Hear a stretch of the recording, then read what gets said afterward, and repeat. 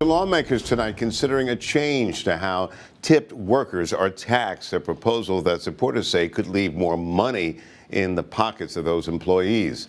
WJCL 22 News' Kirsten Maselka joining us live to explain what this bill would do and why some service workers are telling you, Kirsten, that they're skeptical.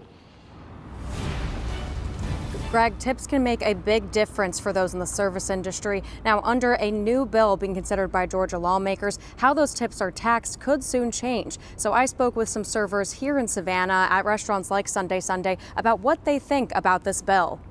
Georgia state lawmakers revived Senate Bill 2 in January. The proposal would eliminate state income taxes on tips, which are currently taxed like regular wages. Coastal Georgia State Senator Mike Hodges is one of the bill's sponsors. The main precept there is that you as a citizen can spend your money better than any government can.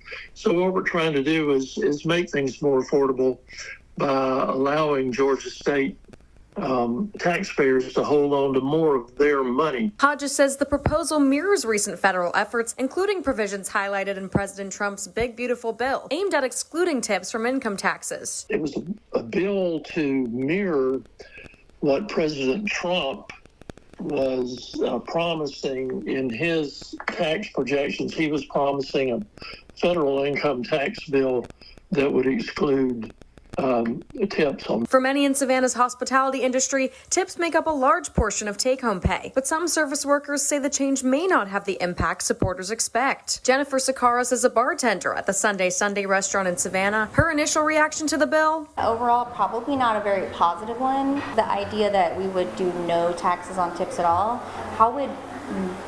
does that mean we're doing away with all the social services that the state provides? How would those get funded? Sakaras also questions whether tax relief on tips would offer meaningful stability in a tourist-driven city like Savannah, where business can fluctuate sharply. Service industry can be kind of like a high when you have those very busy days and then you make $1,000, but then you could have 3 weeks where you're not even making $1,000 a whole week after 5 shifts. Instead, she says a higher guaranteed base wage would provide more consistent financial security. On the whole, I would like to see reform in the minimum wage base for the state of Georgia for service industry workers. I mean, I still make $2.13 an hour, which is it's been the same since the minimum wage was instituted, so that's kind of tough.